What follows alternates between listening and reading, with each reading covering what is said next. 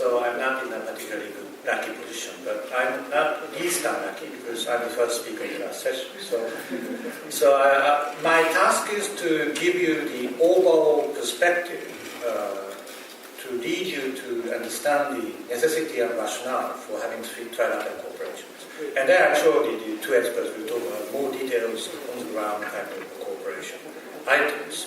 And I'm trying to do it in a way as the first speaker, Roy, the member of parliament in the first session mentioned, frank and critical way.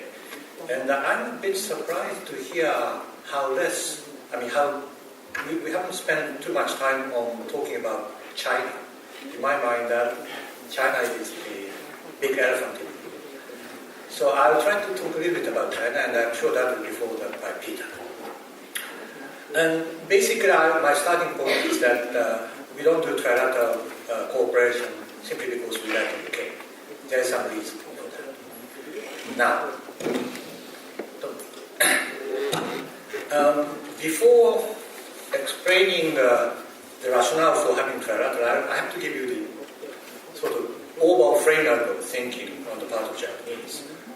Number one, the most difficult diplomatic challenge for Japan has been, will continue to be China, period.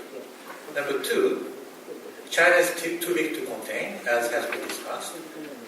And what Japan has been doing in the past 2,000 years is just to shake hands with China, smiling, establishing mutual beneficial and prosperous relations. And we will continue to do so. So I think the stable and prosperous China is the best China for us. Easiest to deal with, that we can get the best benefit out of it. So we have no intention to bring about confrontation or conflicts or whatever. But that's what you should bear in mind. Number three, but you cannot shake hands and smile with China by being nice to China. Only being nice to China. You have to be nice to China. But, I think you have to have your backbone. Try not to create vacuum. So how could we do that? How have we been doing it? Based on the alliance with the United States as a backbone of the Japanese security policy. And with that in your back, we shake hands and smile. The bottom line is we don't want to be told by China what to do. That's why we need the United States behind us. So, now, the last point is that I think this basic framework will continue to be valid, at least for 10, 20 years, 15 years to 20 years. But now that the relative strength or relative supremacy of the United States is definitely in decline, because the United States has been caught up by China rising. So that means if you want to maintain the same amount of deterrence by maintaining alliance with the United States, you should be able to do more. Japan and other like-minded countries have to be able to do more. And that's where the trilateral comes in. We used to use the hub and spoke model. I'm sure you have the hub and spoke model in describing the security infrastructure in Asia.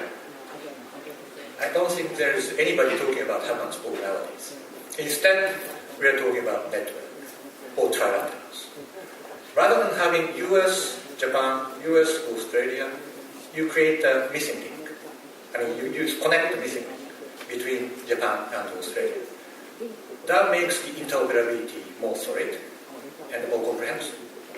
So that is the additional value we see by creating trilateral. And I think finally I would argue that we can do the same with perhaps some of the European countries. And UK should be on the top of the list for candidates. Now, based upon that, this slide. Why trilateral? In a huge picture, and so overall global picture, there aren't so many pillars for stability. I think there are only three. USA, Europe. Sometimes Europe can be a very destabilizing factor in history. And Japan and other Asian democracies.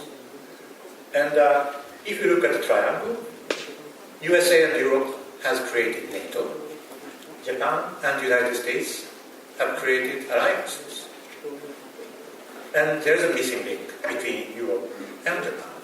And I do believe by establishing the link between Japan and Europe, we can bring about net plus as easy as that.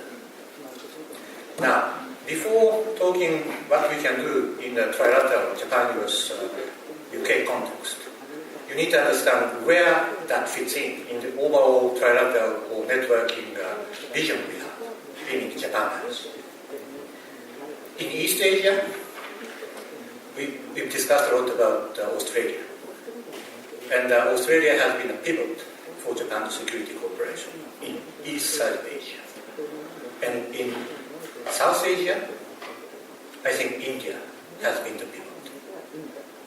Everybody knows that India is a very difficult organ to deal with, universe to deal with.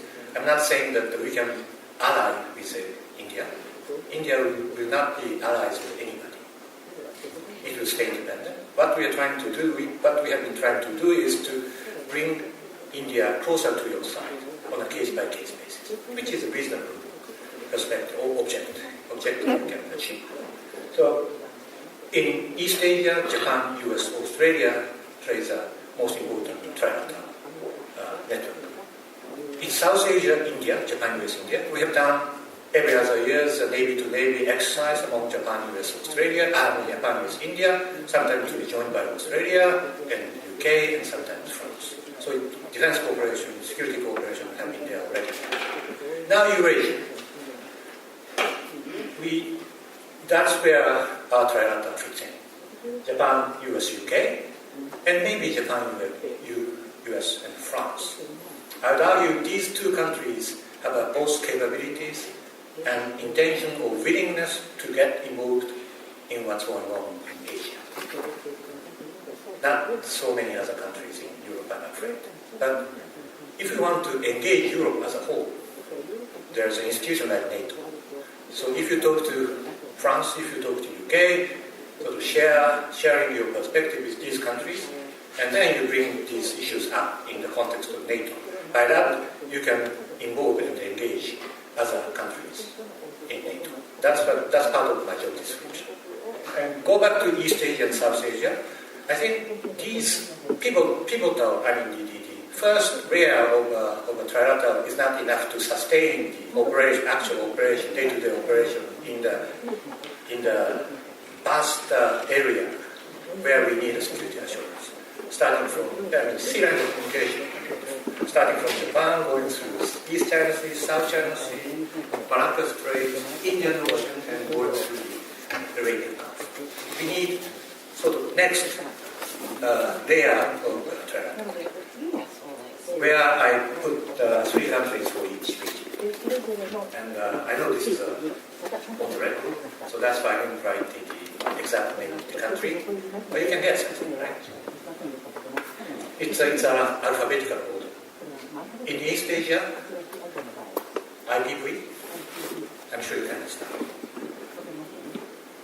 Indonesia, the Philippines, Vietnam, so easy. These are the countries which we have supplied Coast Guard ships. We have extended defense cooperation. We have extended capacity building in the defense area cooperation. So these countries situate in a very strategic way in order to sustain the rotational presence of the United States in the region. Now moving on to South Asia, who are BMS. Not BAE, it's BMS. It's in alphabetical order. It's not in the order of the importance. Bangladesh, Myanmar, Sri Lanka, as easy as that.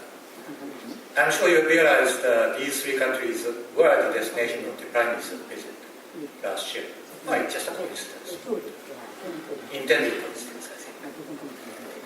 So these countries are the countries where, if we extend a substantial cooperation, they may work as infrastructure supporting the rotational presence or the rotational now joint patrol operation of not only the United States but Japan, and maybe I would argue in the later stage with joined by the British and French fleet. Eurasia, I've already explained, NATO is the second layer of cooperation. Now, last but not least, what can we do? Three areas I would argue. One, address common security challenges. I don't call it problems, challenges. As I said, we have to live with China. We have to live with China happy and prosperous. We have to live with Russia in the same way. And that's the only outcome. That's the only way. But Russia is a common issue. Obviously, I don't have to explain that in details. We simply cannot accept the unilateral change of the status quo by force. That is written in the very basic international rule of engagement. If we accept that, the same thing may happen in my part of the world. That's why we are a solid partner in terms of the sanction regime against Russia. But at the same time, I would argue that if you step back and look around, as I mentioned in the beginning, what is the most difficult challenge for Japan? China. So we are in the mindset, in order to shake hands with China and smile happily with China and existing with China, we are in the mindset of using every other tool, so to speak, to make it happen. And Russia is perhaps a part of it. I'm not saying we are going to start negotiation for normalizing our relations with Russia now. As we argued in this conference, it's in the fridge. I mean, as long as the Crimea and Ukraine situation is as such, we have no intention to do it. But what I want to make sure you to understand is that there is that perspective in Japanese, in the mind of Japanese government. We want to grab the chance, if there's any, in the future. China, obviously China is a common challenge, I hope. And in order to make a clear understanding for you, this is my favorite chart. This is not my creation. This is a creation of the, once again, US State Department of Defense. That shows the range of Chinese ballistic missiles, starting from the center of the side where Sichuan, basically they have the ICBM there. Now, look at the green line. Oops. Green circle. Oops. I'm getting old. Green circle covers every country in Europe, including Portugal, to the land end. But does it cover continental United States? Not really. It does cover Alaska, meaning you are closer to Chinese military, Chinese ICBM side than the United States. I'm not asking you to get confrontation with China. That is not my intention, as I mentioned at the outset. But I just want you to realize where you are. And keep this map in mind all the time in talking about China and talking about your relation with China. And because I believe this is one of the, it's not the only important, it's one of the important elements you need to bear in mind. Now, moving on to the second item, that is promote common security interest. I think we have discussed a lot already about it. Freedom and safety of navigation is a definite common interest of ours. We should be able to do everything we can to maintain it. And I'm sure two other gentlemen will discuss it in more detail. I just want to tell you that we have already done 2 anti-piracy joint exercises with NATO operation off the coast of Somalia last year. We will continue to do so. And as somebody mentioned, Japanese commander is commanding CTF-151 in the area.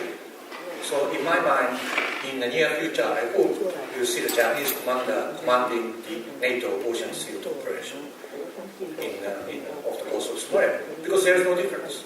If you are the commander of CTF-151, why not? As part of NATO. Minesweeping operation. This is a little bit more touchy issue. I'm involved in the change of interpretation of the Constitution, and I don't have enough time to explain to you in a precise way about what happened. But basically, there is at least a theoretical possibility for the Japanese self-defense force minesweeping fleet to be involved in the minesweeping operation even while the combat operation is not ended. That is a new element. In the past, we could clear mines only after the combat operation is over, truth is declared, and you are there to clear the debris, rubbish.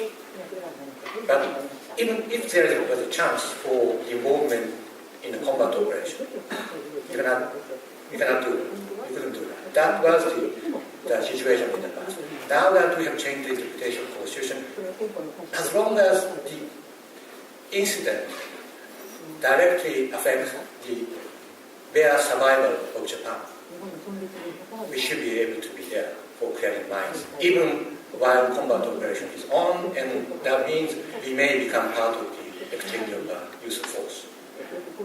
So I think even before changing the interpretation of the Constitution, Japanese Navy has been to every international joint exercise for clearing mines, to be exercising together with British forces and US forces stationed in Bahrain. And now that I believe UK is coming back to Bahrain, very good news.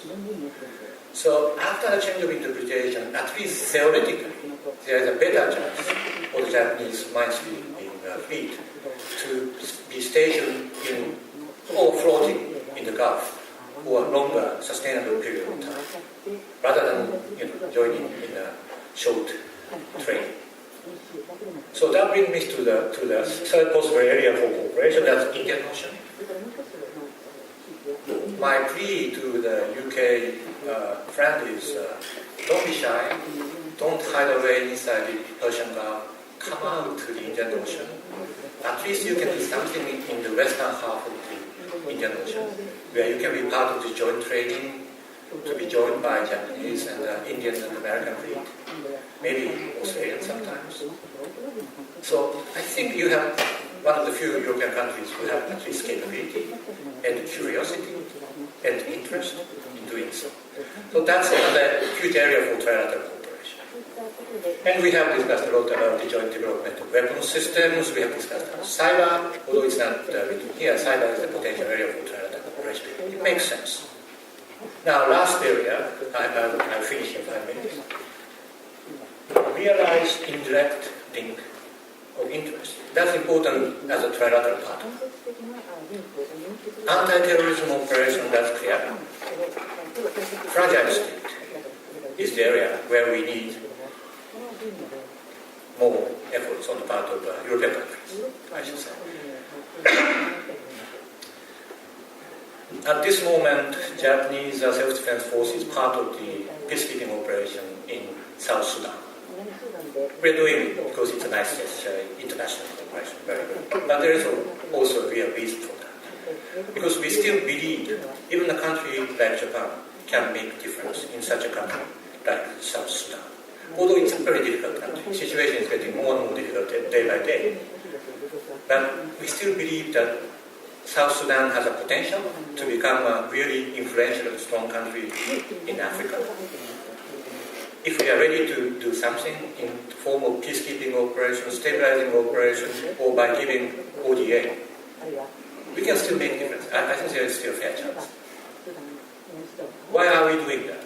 Because if we leave the situation as it is, not only in South Sudan, but also in some of the other countries where we have a fragile, weak government, as they are now, without doing anything, you end up calling the United States to get involved.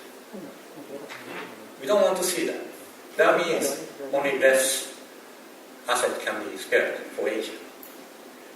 So, if there is anything we can do, Japan can make a difference, so that US will not be involved. We'll do it. And I do hope European countries, some of the able European countries like UK, can share the same mindset. I was a bit shocked when Roy said that involvement in the stabilizing operation is out of the question. He said that there's no way to solve the fragile state issue. But the fact that there is no solution doesn't mean that you don't have to be involved. So I think, we do admire what French did in Mali. You know what they did, right? I mean, they didn't just move in. They just did all the preparation which took more than 1 year. They pre-positioned their force. They talked to every influential member of the African countries. They talked to the neighbors. They talked to P5. Right? And then, I think they did a great job. And I'm sure British force has done a very good job too. And we admire also what you're doing for Ebola. But we just want to see more of the British forces doing some stabilizing operation, rather than asking AU forces, training them and so on and so on. You've got to be involved in some of the critical countries. Otherwise, you end up, asking the other partner, the United States, to get involved. Don't do that. I think that's a very strong plea from Japan. Maybe the next and the last item that shows the existence of the indirect link of the interest is defense budget. I'm stationed in Brussels. There was a historic agreement among NATO heads of states in Wales, talking about at least stopping the decrease of the defense budget. And then here we are, Belgian government decreased the defense budget. So, to put it in a diplomatic way, we haven't hidden the surprise when we talk to my British and Belgian colleagues. Why do we care the level of defense budget in Europe? I think it's fair to say that around the year 2030, at least as late as 2030, if the present trend continues, the level of defense spending of the United States and China will be more or less the same level. I'm not arguing that the Chinese military forces are strong as American forces. I'm not saying that. But the level of military spending of China and the United States will be more or less the same, around 2030, even before. And the more crucially, by then, if the present trend continues, Japanese defense budget will be about 1/8 or 1/10 of the Chinese or American defense budget. It's difficult to assume that either Chinese government or the American government to be ready to listen seriously to the opinion of the allies, faithful allies, obviously, if that ally is spending only 1/10 of their defense budget. So I think this is my strictly personal observation, but I see the time to come, not soon, but in the mid to long term, when we need to start serious efforts for increasing our defense budget. By the way, our defense budget has increased in the past 3 years, very gradually. We hit the bottom, which is good news. But we're not talking about it. In order to be seriously listened to, I think we do need to bring about the substantial increase somehow the Japanese defense spending. So, from that viewpoint, if Crimea and Ukraine are not enough for the European countries to rethink its defense posture and become more ready to spend more, what else? That is the argument I've been using in a very, very diplomatic way in talking to NATO colleagues as well as the Belgian government. So that's another area where I definitely see the indirect link of the common interest. So I think if we form trilateral cooperation and talk about these issues more seriously and intensively, I would argue every one of us will be benefited from it. Thank you very much.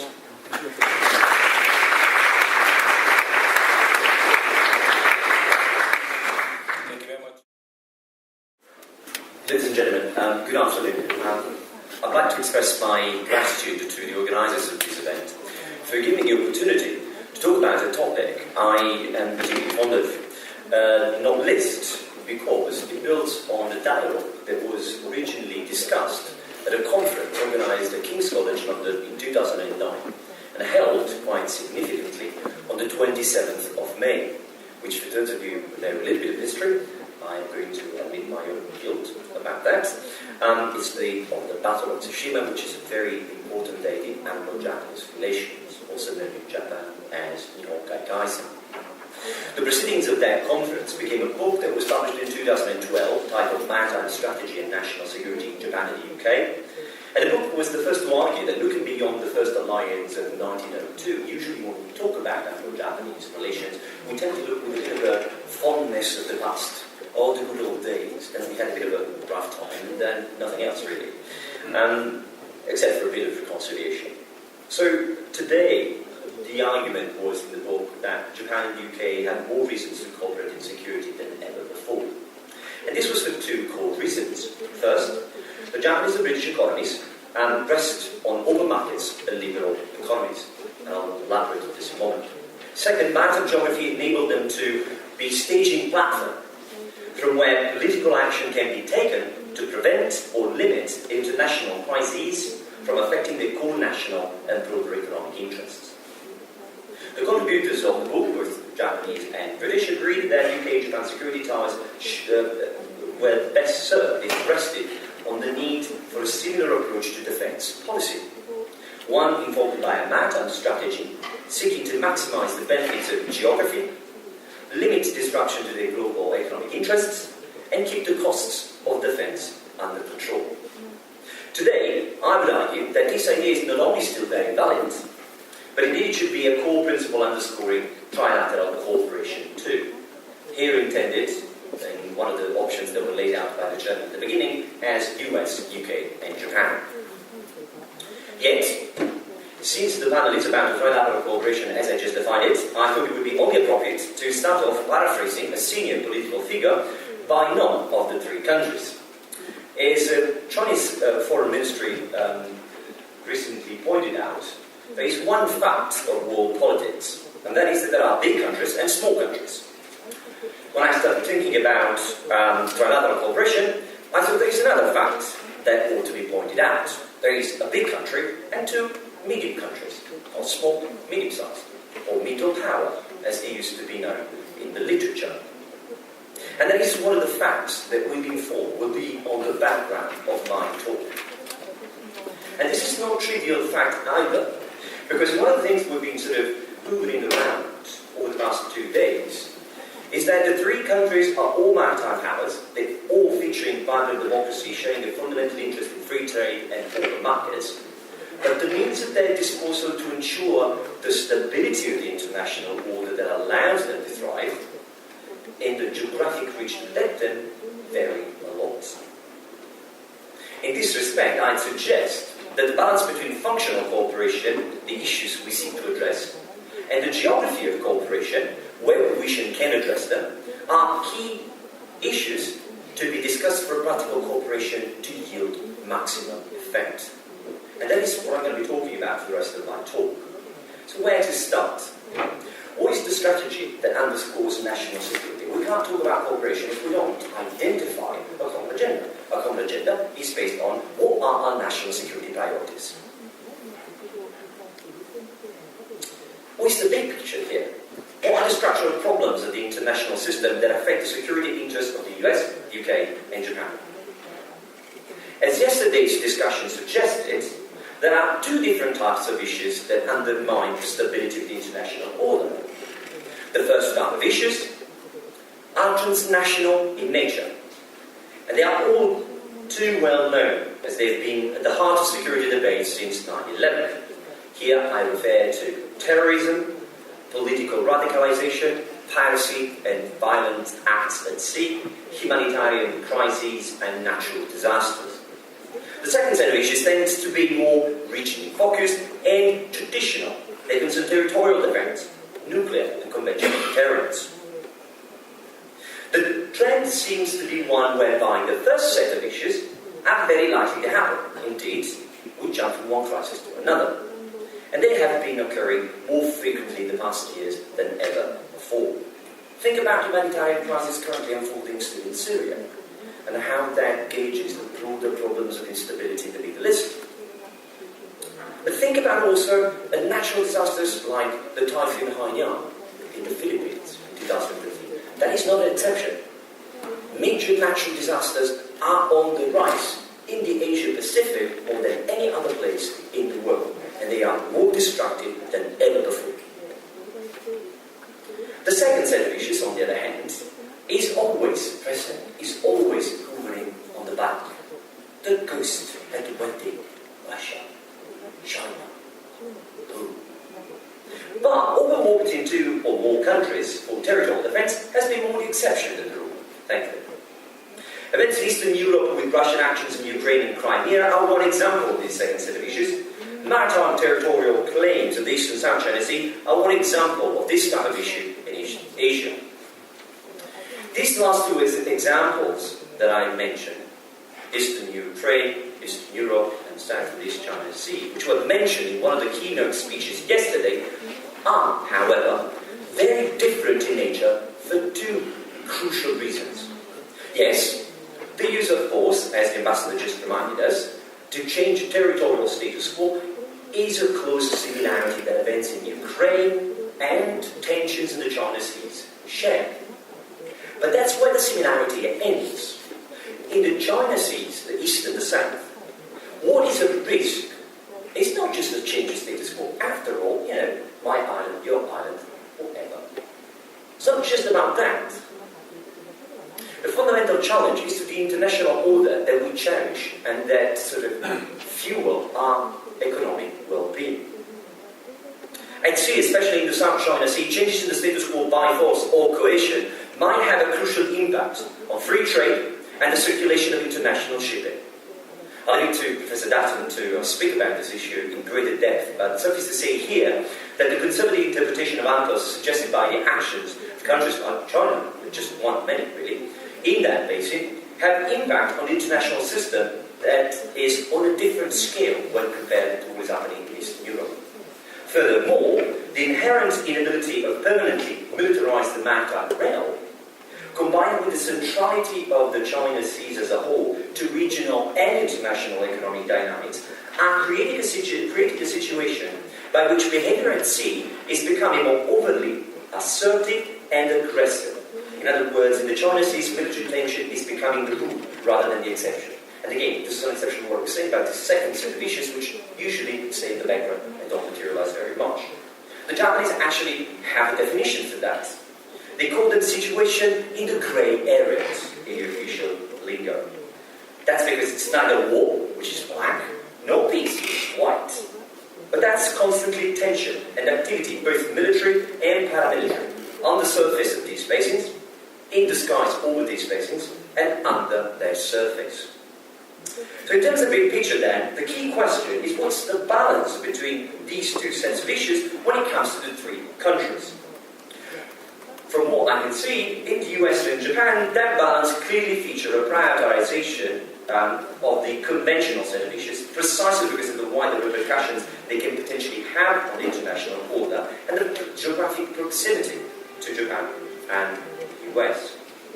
The US is rebalancing to the Pacific. We know that, with 60% of all its maritime capabilities shifting towards that part of the world by 2020. Japan, on its own terms, is already fielding a fleet that is twice the size of the Royal Navy, and a submarine fleet that includes more boats than France and the UK can put at sea. And of course, a maritime air patrol component that is maximised for ASW, that is 80 times larger than that of the UK. That's simply because the JMSDF had 8 patrols and UK doesn't have any, really. It's just 80 to 0.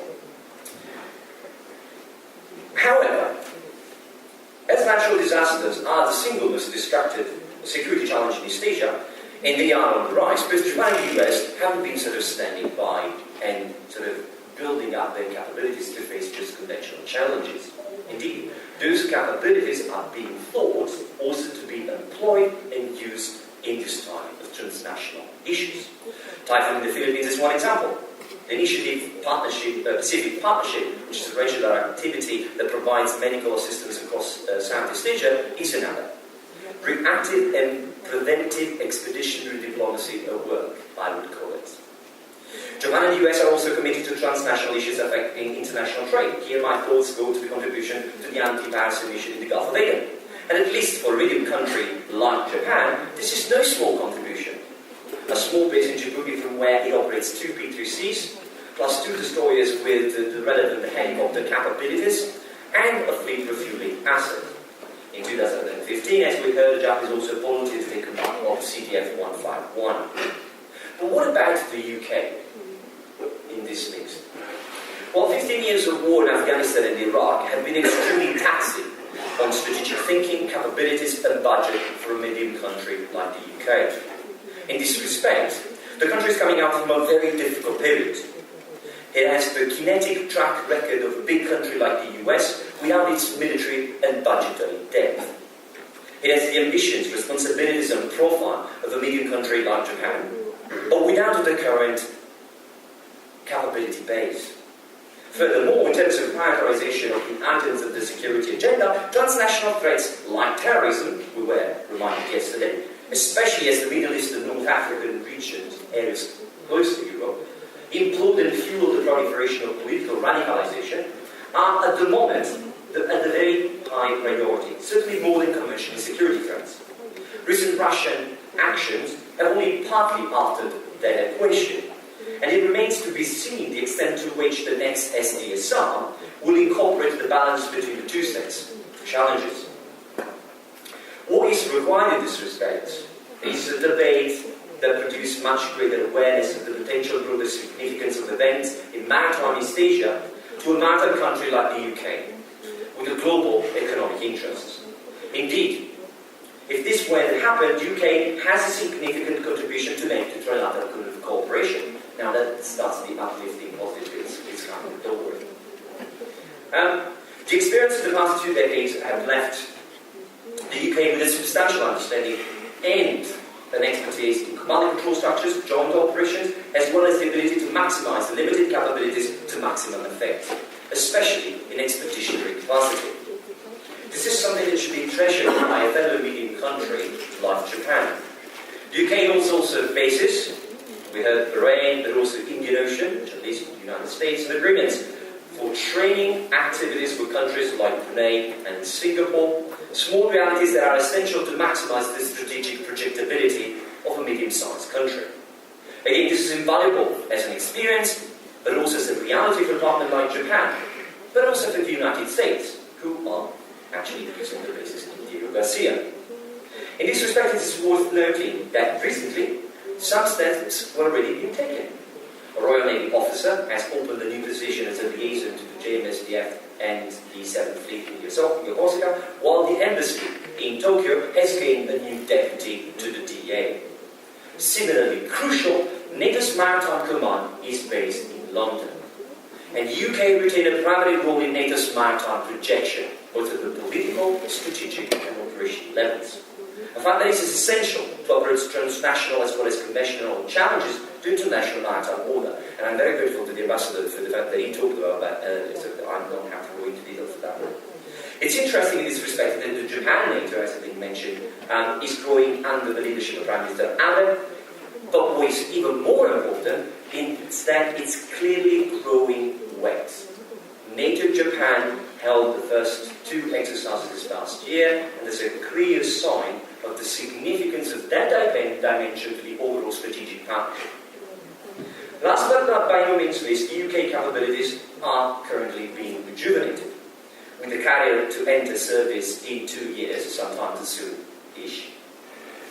And new surface platforms are procured to replace aging frigates and destroyers. The key discussion to hold is to remind ourselves why all these assets matter to the country's national security, something that not barely scratches the surface these days. This will require bold politicians, by the way, capable of arguing the country under the narrow focus of countering terrorism as the panacea to national security. So what are my conclusions, stroke recommendations for bilateral cooperation now? The first point to make is obvious. Issues central to the preservation of the underpins American, British and Japanese economic well-being should be the common priority in a trilateral cooperation. This consideration requires a discussion as to what extent the three countries can address the transnational and conventional challenges endangering the freedom of navigation and international shipping and trade, either together or in a complementary fashion. The functional focus of trilateral cooperation should be on how to enhance joint uses of expeditionary and intelligence and surveillance reconnaissance capabilities, the key enablers for better awareness and deployability in the present world. Joint command and control functions should also be explored as an area of trilateral cooperation, sharing experience as well as building up the basic structure for uses in operation. One key ambition here should be to establish not only liaison officers, which is very good by the way, not saying it's not, but to create an embedded position in relevant command structures of the militaries of the three countries. Perhaps the first step could be one already taken by the UK, Japan, by upscaling the Japanese DA office. The same thing could happen here in London with the Japanese government upscaling the DA office with a double-hatted liaison to the UK NATO Northern Command. A small but an important start. The first Japanese female officer sent to Brussels to NATO as a gender officer is one other example. So we already have something happening. Discussions also take place about providing access to bases in order to reduce the pressure that especially Japan and UK constantly have on deployability in a variety of theatres and maximise the availability of these assets. Similarly, in doing so, regular visits, regular deployments and joint exercises should sort of round about the mix. These steps would ensure what maritime strategy is all about. An operational flexibility capable of allowing the political option to intervene in security crises, whether transnational, a disaster, a national evacuation, etc., or conventional, an act of deterrence, or military crisis. This type of action would bring a unique advantage. It would create preventive effects, prepositioning forces for the trilateral cooperation to produce, if necessary, reactive effects as well.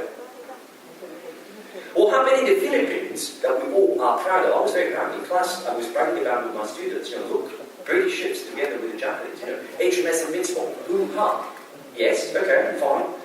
When the euphoria is gone, you realise that what happens in the Philippines was largely the product of coincidence. The ships were already going and planned to go to Japan. We have to try and minimise that. It should be just happening by accident. Here the point is to make that a regular eventuality or an option. But let's have a discussion about that anyway. This leads to the question of the geography, the scope of the trilateral cooperation. This is tricky, given that the global nature of national interest of the three countries, yet, as I said, except for the US, I think in the UK and Japan capabilities have their limits. And if one could do all by himself, we would be having a discussion about trilateral cooperation to begin with. So what about geography? The answer is a discussion should take place about informal areas of primary responsibility, whereby the other partners of the trilateral cooperation counterbalance the limits of their material resources with clear political support on issues we all have preliminarily agreed upon. In this respect, I would argue that theatres like the Indian and the Arctic Oceans, because of their centrality, current and potential, to trade, are within the grasp of the three countries' direct military and political reach. The East and South China Seas are to Japan what the Med and the Baltic are to the UK, areas where they have a respective home advantage. These theatres are not of common. These theatres, however, are of common concerns. They are. Rules of the roads, challenges to them and to the territorial and maritime boundaries are the same. It doesn't matter whether you are in the Eastern Mediterranean, in the Baltic, or in the East China Sea. The uses of the maritime realm are global. So there is a connection there. Therefore, reciprocal political support and the willingness to offer material support should be a prerequisite of any geographic approach to cooperation. Offering support with basis for regular deployments in these different areas would be the application of this idea. Now, is this the beginning of an alliance of the maritime powers that I'm suggesting? Am I reaching the stage where I'm suggesting something that fits more a sci-fi movie than the current reality? Maybe. The answer is in the political willingness to hold the discussions I mentioned above. Whether, and in what ways, the political willingness to do so is in place, that's another topic. One that I'm sure that will continue to be debated long after this session is concluded. Thank you very much.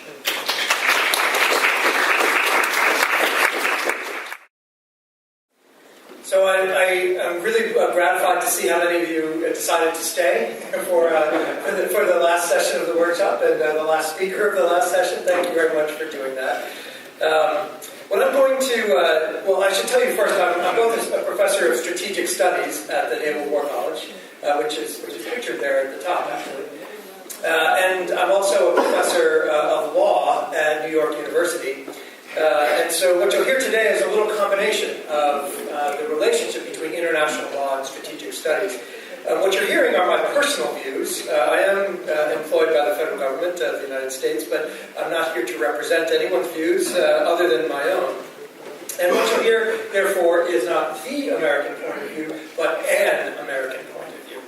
And the real question that I think helps tie together what we've been talking about over the last 2 days is what is there to worry about? What drives this discussion about trilateral cooperation? And so I will focus on some aspects about what there is to worry about. And what I will be focusing on, since it is my area of research, is China's challenge. The way that China, in its pursuit of, in many ways, legitimate interests, is presenting a challenge to the maritime order. And what that means for all of us as we cooperate together to address that. I'll see if I'm technologically, there we are. I'm technologically capable here, I guess. So the American strategy since the end of the Second World War has been to be present in Asia. And our presence in Asia is, this is simply a map. We'll build on this and slowly as I make my points. The American presence in Asia is to prevent a regional, the region from becoming dominated by a single power. That's the key. It's based on what is called, the American strategy is based on what is called an exterior strategy, by which the maritime powers work together under American leadership, because American power is the strongest, to control the commons, to make sure that the global commons is open, to project power forward in relationship to the Eurasian continent, and to maintain a series of alliances, partnerships, and friendships to perpetuate an open regional power structure on the Eurasian continent. What's critical in terms of American objectives are to protect flow. Right? To protect the flow. The flow of what? Well, commerce, certainly. The flow of resources and energy. The flow of finance. The flow of information. The flow of people. The flow of governments to interact with each other. Right? So the American idea of an open global system is to protect the concept of flow.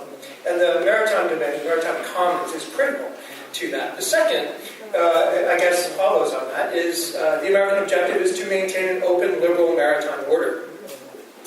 So the U.S. has been pursuing this strategy in East Asia for the purpose of maintaining this open, maritime, liberal order, and has been pursuing it since the end of World War II. But in no time since the end of World War II has there been a more significant challenge to those two issues than today.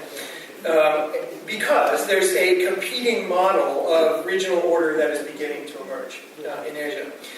China has what is, as I said, some very significant and legitimate security interests, but they pursue them in a fundamentally different way. I mentioned the American security approach is exterior, that is to project power outward in order to maintain an open commons. China has a fundamentally different approach to security, which is essentially based on what is known as an interior security strategy, which is sort of expanding zones of control.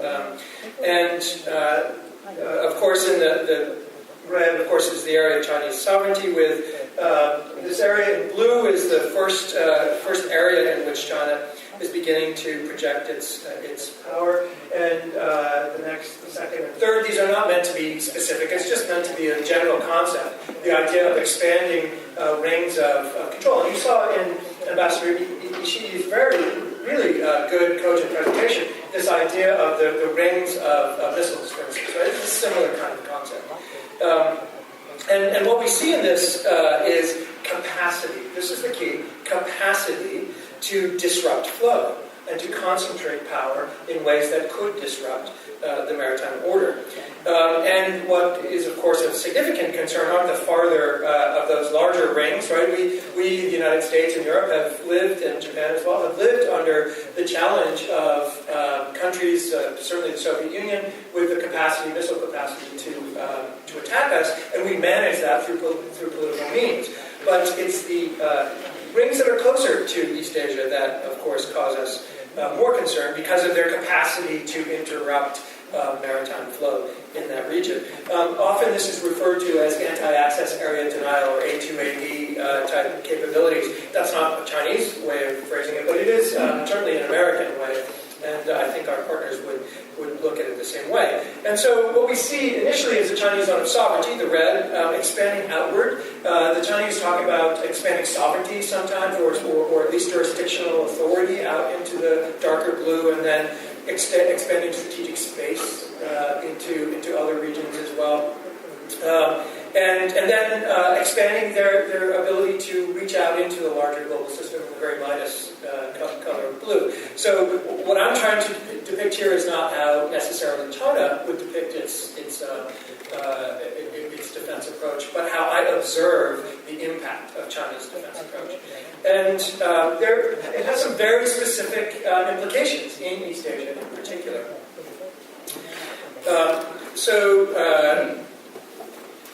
In East Asia, what we see, for instance, in the East China Sea, you see here two particular Chinese claims. The Chinese claim over the East China Sea has a number of different aspects to it. China, of course, claims an exclusive economic zone, but has not delineated an exclusive economic zone anywhere in its coastline except in the Gulf of Tonkin with Vietnam. So a very lengthy coastline, but no delineated exclusive economic zone. And so China has, however, on the left, you see this is actually taken from China's submission to the United Nations Commission on the Limits of the Continental Shelf, in which we see China claiming the continental shelf somewhere up to very, very near the Ryukyu Islands in the middle of the Okinawa Trough, based on continental shelf law. The problem with that is it's really not a normative approach. Yes, there is law that talks about continental shelf authority, but what is very clear since the development of UNCLOS has been the idea that where opposing coastlines are less than 400 miles apart, as these are, that exclusive economic zone law applies, at least as a starting point for negotiation. So China has made a very maximal claim that really is not a particularly normative claim in the East China Sea over the resources. Second, of course, was the Air Defense Identification Zone, which is on the right.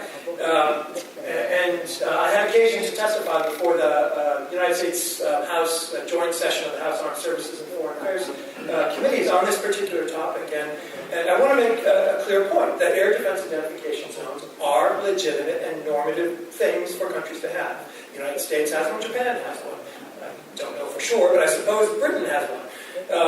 And so there are measures that are legitimate to take in air defense identification zones. But really what they are, air defense identification zones are not zones of jurisdictional authority. What they are zones where a coastal state puts the rest of the international community on notice that the coastal state has a security interest, that it will pursue its legal methods, already existing legal methods, to enforce. Right? That's all it is. It's a zone of notification under international law.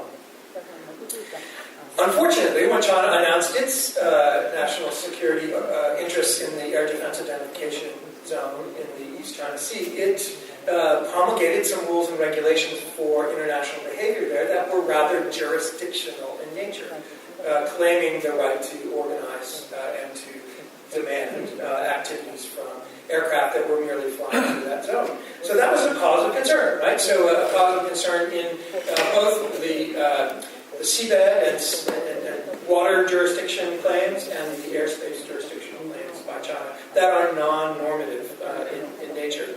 So the limits that China imposes on, or claims to impose, on freedom of navigation in the exclusive economic zone, that's a concern. An expansive continental shelf claim that is not particularly normative, that's a concern. An air defense identification zone, not normative, that's a concern. And then, of course, there's the question of the islands and the sovereignty over the islands, called Sakaku by the Japanese and Yaluno by the Chinese, right? So there's a dispute. So yes, I've said the word dispute. I know the Japanese government's position is that there is no dispute, that no dispute disease seems to be catching in East Asia. So the Chinese say the same thing about the Paracel Islands that the Vietnamese also claim, and the Japanese dispute the South Korean control over the Takeshima or Dokdo Islands, and the South Koreans say there's no dispute. But in fact, at least in practical terms, there's a dispute. So this question of sovereignty over the islands is one that China seeks to assert a claim over. And it's perfectly acceptable in international society to assert a claim over territory. The question isn't whether a country asserts a claim, it's how it pursues it. Right? And so the question about the Senkaku Diaoyu dispute is that China is beginning to pursue more coercive approaches to its claims, and rather than to accept international or institutional dispute resolution processes. So that's a concern.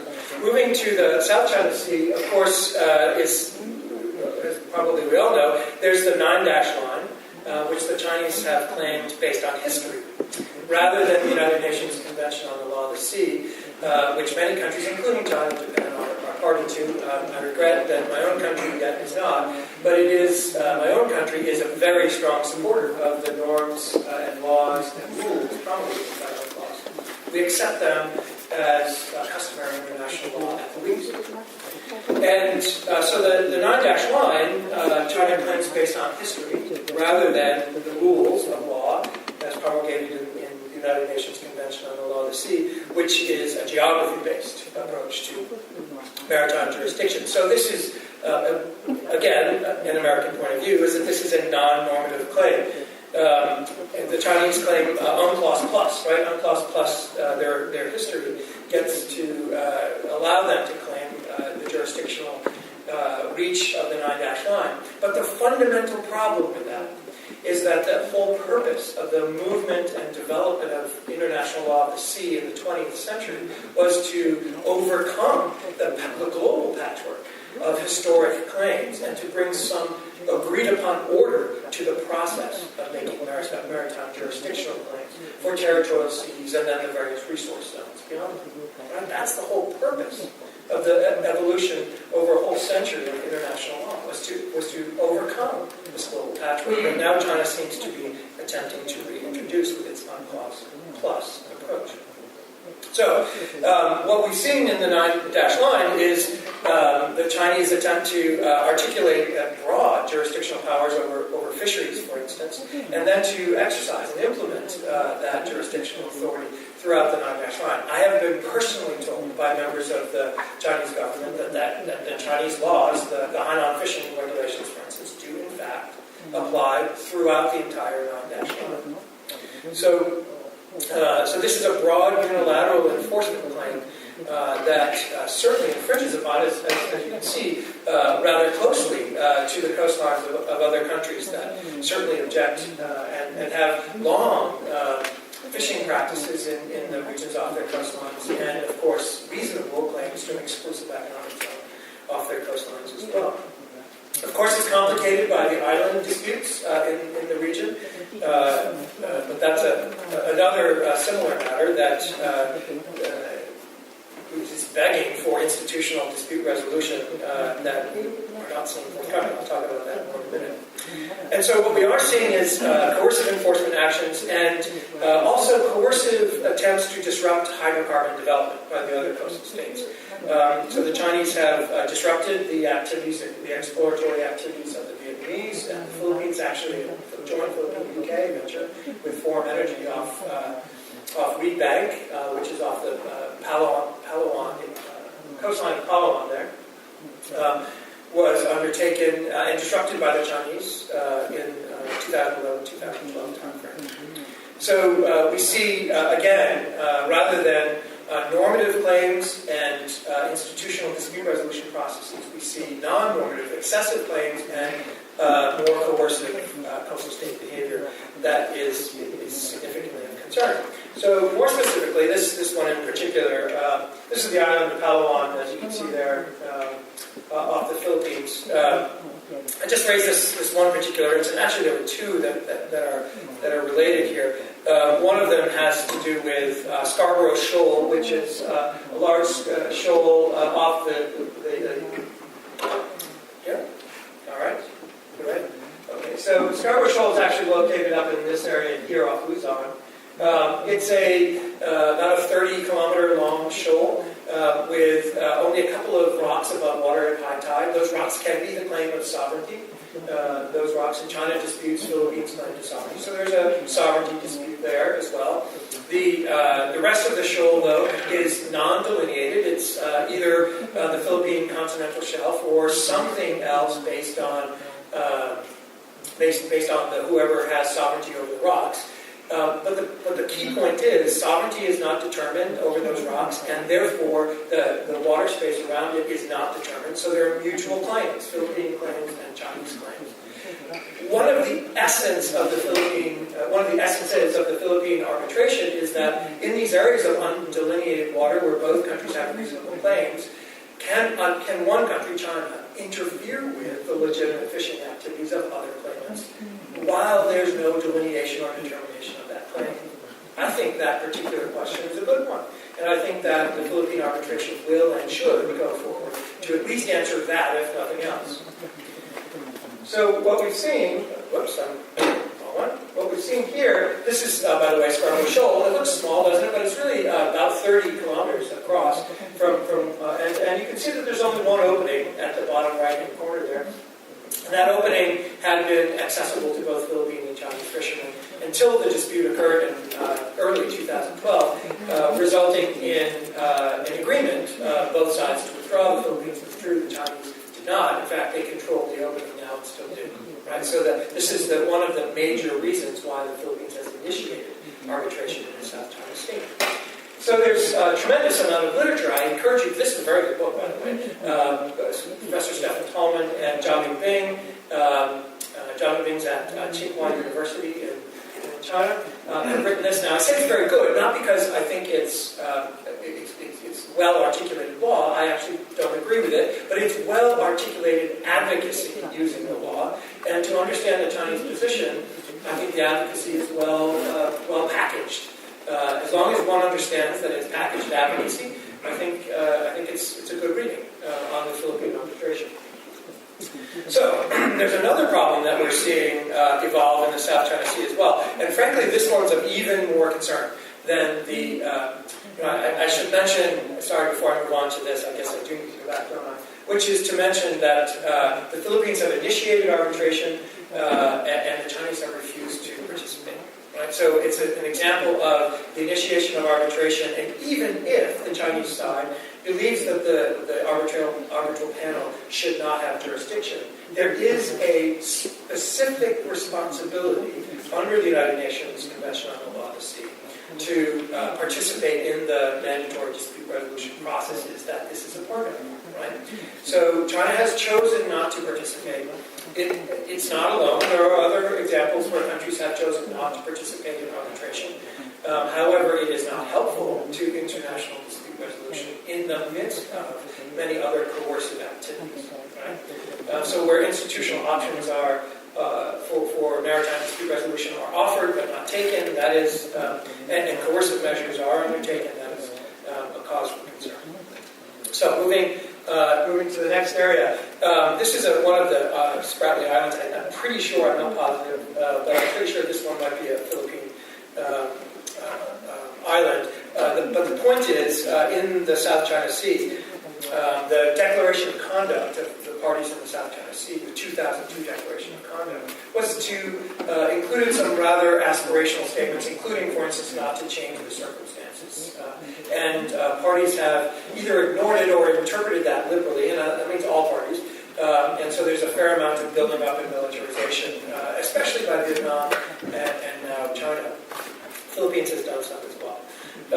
So there's increased militarization of these islands disputes in the South China Sea, the Spratly Islands in particular, by all sides. But in this case, the PRCs is beginning to be very active, and I will say toward the higher end of militarization.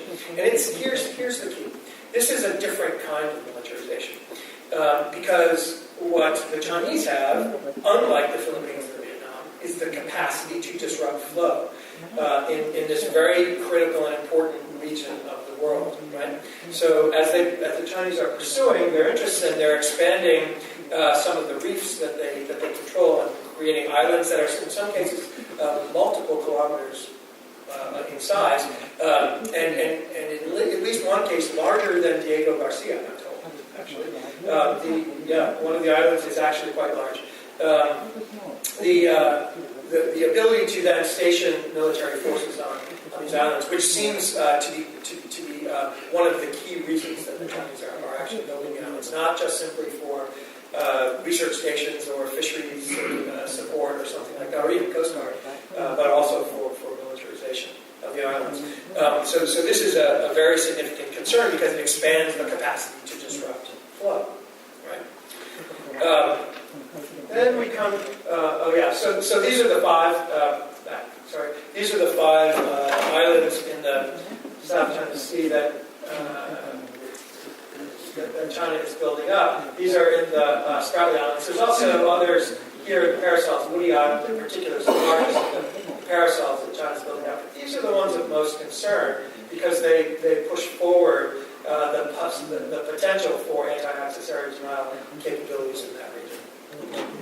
So a couple more points to make. HY 981, Hyong Shoryu 981 it's a drilling rig that has caused some concern. I would say largely this has been an example of a strategic communication, right? So a technological capacity that China was able to develop and build on its own, which is really quite an accomplishment. Not every country has this capacity. And so China's understandably proud of that capacity, and it's been used as very much a sort of a strategic communication. It's been on every single cover of the CNOOC magazine that's been published over the last few years, and it's on the CNOOC website as well. So it is very much a strategic communication. But what we also have observed is that it was used in the South China Sea as a sort of a coercive mechanism against Vietnam as well. Now remember I mentioned that Vietnam and China both dispute the Paracel Islands, that's in the red circle there. And the Paracel Islands are a group of relatively small islands, actually two groups, the Aphrodite and the Crescent group of islands. And Triton Island in the very southwest is where the particular drilling rig was located. It was actually to the southwest of the southwesternmost island, right? Now let's pause for a moment here, right? So if you're Vietnam and you're observing this particular oil rig and its location, it's been this sort of major projection of Chinese power. It's a strategic communication. You get it. You've heard the message, right? It's a demonstration of prowess and power, and it's brought by. It's actually moved down by barges and placed within an area that you dispute with China, and not only within that area, but within that area as close as it can be to the Vietnamese coastline without being so far away from the Paracel Islands as to be completely divorced from the Paracel Islands, right? So what are you, Vietnam, supposed to take from this, right?